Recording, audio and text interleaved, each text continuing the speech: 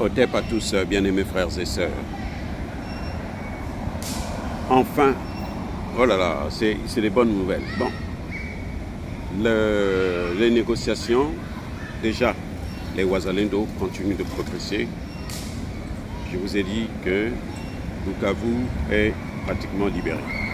Je vous ai dit ça dans la dernière vidéo. Donc, il continue. Il y a eu trop d'arrestations de ces minables gens-là. Ces M23, AFC, trop d'arrestations, trop qui ont été envoyés au repos éternel.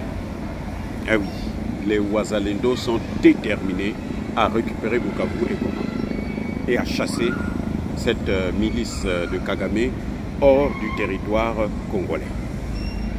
Si ils avaient l'appui de l'armée, oh mon Dieu, si ils avaient l'appui de l'armée, je pense qu'aujourd'hui, ils seraient dans Kigali. Ils allaient prendre Kigali et coloniser Kigali.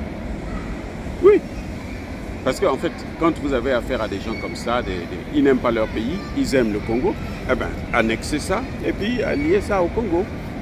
Voilà, en faire une partie du Congo. Voilà. Mais bon, comme Tshisekedi il prie, il ne peut pas venger ces 18 millions de jeunes, des femmes et des enfants qui ont été envoyés au repos éternel. Bon,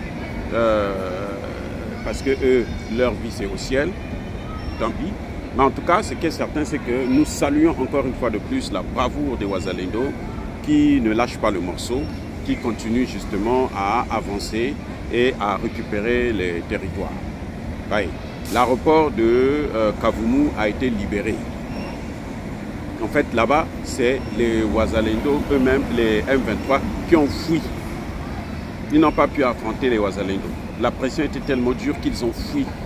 Ils ont abandonné les lieux. Et puis, vous savez que ces gens ont des problèmes sérieux, très sérieux même, concernant l'argent, concernant les salaires. Ils ne sont pas payés. Ils ne sont plus payés. Kabila n'arrive pas à les payer. Kagame, il se rétracte. Kagame a escroqué l'argent de Kabila. Kabila ne sait plus quoi faire. Nanga n'a pas d'armée. Ce n'est pas lui qui contrôle l'armée. Ce sont les Rwandais qui ont pris la nationalité congolaise qui contrôlent l'armée. Et donc, c'est comment on appelle ça? Mbutu Mbutu. Oui, c'est le cafouillage total.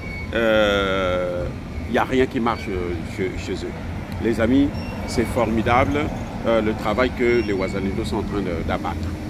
En tout cas, c'est la seule chose qu'on peut dire que Tshisekedi a fait pour les Wazalendo, c'est de ne pas les condamner, ce n'est pas les pousser à la reddition, c'est de ne pas leur demander de baisser les armes comme l'armée est en train de le faire. En tout cas, nous savons aussi qu'il y a quelques militaires qui aident les Wazalendo et ceux-là, nous leur serons toujours et toujours reconnaissants. Les amis, nous leur serons toujours et toujours reconnaissants. Parce que parmi ces militaires, ces FARDC, ces traîtres, il y a quand même des FARDC qui sont restés patriotes et loyalistes, qui ne veulent pas trahir le peuple congolais et l'Afrique. Parce que trahir le peuple congolais, c'est trahir tout un continent, c'est trahir l'Afrique. Oui, parce que le M23, en fait, au-dessus de Kagame, vous avez les puissances occidentales, y compris les États-Unis d'Amérique.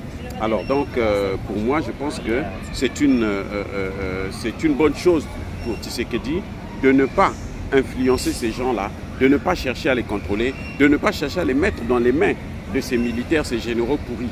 Ils ont leur propre hiérarchie avec le général Yakutumba et les autres.